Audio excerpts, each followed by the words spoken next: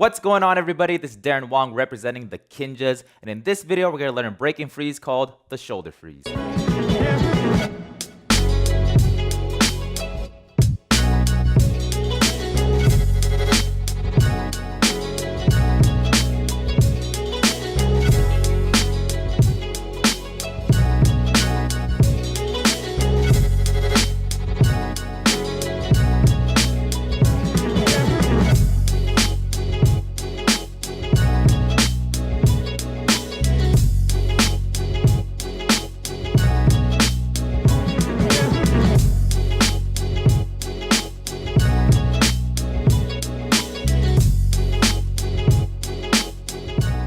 So whether you're new to the channel, you've been previously watching my videos, go ahead and check out my Patreon page. I'll leave a link in the description box below. It really helps fund these videos and helps me keep creating them. Alright, so there's many different ways to get into a shoulder freeze, but for the purpose of this video, we're just going over the technique of holding a shoulder freeze. Alright, so I'm going to go over the shoulder freeze on my left side since I'm left-handed, but again, this all applies to the right side as well. Alright, so for the shoulder freeze, or any freeze in general, there's going to be a center point. Now, since we are freezing on our shoulder, our center point is going to be over our shoulder.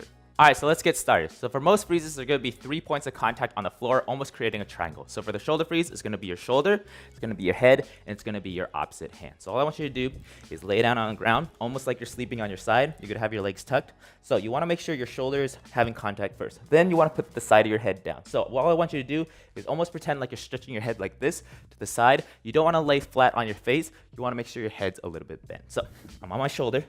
Contact 1. I'm bending my head, that's contact 2, and then I want to put my hand wherever it's comfortable for you. Okay, so you can really put this anywhere you want, but for me, I like to line it up with my shoulder, almost creating a triangle from my shoulder to my hand and my head as the point. Now from here, all I want you to do is lift up your hips. So your hips are going to be over your shoulders. So again, going over that center point, you want to keep your hips as high as you can before you get into the freeze. That way you're already over your center. Now from here, go ahead and lift up one leg. So for me, it's going to be my right. And now you can see my hips and my shoulder are in line. So my center of gravity is going from my hip all the way down to my shoulder. And I'm using my head and my hand to help me out. Now all I want you to do from here, you're going to keep this leg bent. And all I want you to do is kick up so you can feel yourself in the air and then kick back down. So go ahead and do that a couple times and get comfortable with that. Alright, so one question I usually get from my students when they're trying to do this is how do you get your hips a little bit higher? So usually what I tell them is you can place that foot that's on the ground wherever you want. So if it's easier for you to be on the side, put it on the side. If it's easier a little bit in front of you, put it in front of you. Okay, so again, if I'm here and say I'm having trouble picking up my hips, you want to focus on that foot that's on the ground and bring it as close to your body. So you could go forward if that helps you. You could go to the side, wherever's comfortable for you. But all you want to do is make sure your hip and your shoulder are in line. And again, go ahead and push up and do whatever. Alright, so the next question I get asked is where do you put your hand on the shoulder that you're freezing on? So it's honestly really up to you because all the balance should be on your shoulder, your head, and the opposite hand. So for me, I like to make this triangle, but you could really put it anywhere. So I'll show you this here. If I'm up here, really this arm is not taking any pressure. So really all pressure is on my shoulder, and this should be able to go, or so I can put it here, here, here, wherever I want. Okay, so everything should be on your shoulder, your head, and the opposite hand. This arm is able to do whatever it wants. Alright, so a common mistake I see when people start kicking up into their shoulder freeze is that their body starts to collapse in and their hips start to drop. So, to show you an example, your hips start in a good position, they're high and above their shoulder, but once they start kicking, they start to crunch in and their hips fall. So, to avoid this, I usually tell my students to expand their body, okay? So don't think of crunching in to freeze, you almost want to think of expanding your body out. And to help with this, I usually tell them to flex their butt, which will push the hips up and high. So, if I'm here, if I think about pushing up towards the air and I flex my butt as I push up, everything will stay tight. So my hips will stay high instead of going low and crunching in.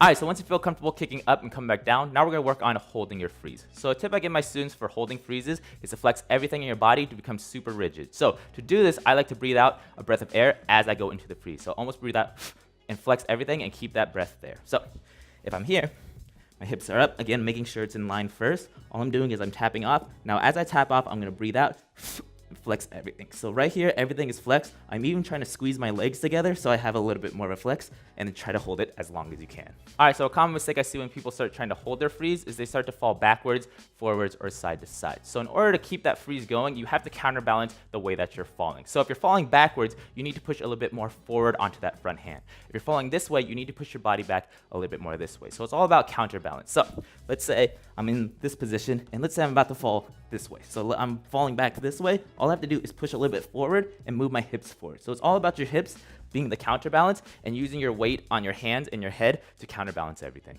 Alright, so once you feel comfortable holding your freeze with bent legs, now it's time to practice different leg variations. Now I usually take my students through 5 different leg variations. One will be bent, the next one will be straight legs, the other one is straight legs apart, then 2 different scissor variations. So to show you this, I'll start with the bent. So I take them through the bent leg, then I have them go straight up, then both across, then scissor, and then scissor again. So you really want to work these different variations just to get comfortable, and once you feel good with that, then you can start creating different variations of your own.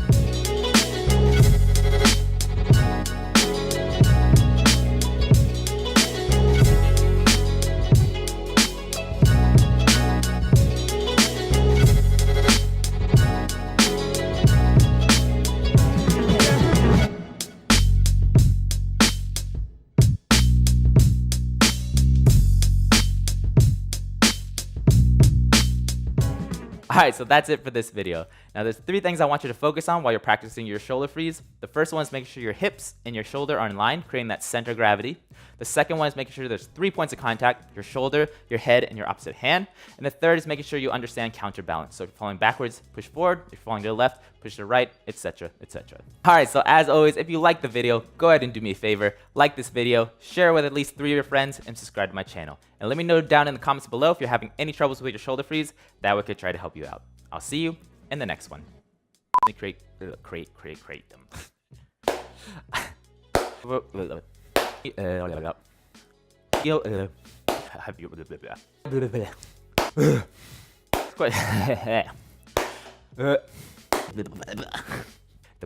One, 2, 3, 4. Okay. Microgravity.